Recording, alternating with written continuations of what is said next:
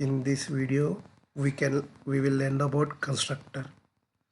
Constructor ఎందుకు use చేస్తారంటే ఆబ్జెక్ట్స్ని create చేసేదానికి కన్స్ట్రక్టర్స్ అనేది యూజ్ చేస్తారు.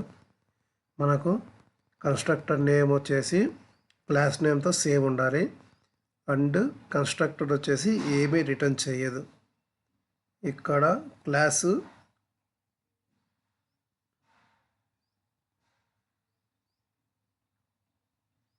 క్లాస్ వచ్చేసి మనకి ఎంప్లాయీ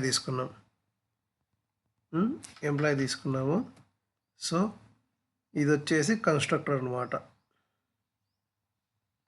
ఈ ఎంప్లాయీ వచ్చేసి కన్స్ట్రక్టర్ నేము అది వచ్చేసి దేనికి ఈక్వల్గా ఉంది, సేమ్ ఉంది, క్లాస్ నేమ్తో ఈక్వల్గా ఉంది.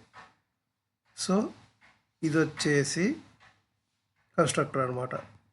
కన్స్ట్రక్టర్ని ఎలా కాల్ చేస్తామంటే న్యూ కీవర్డ్తో కన్స్ట్రక్టర్ని కాల్ చేస్తాం.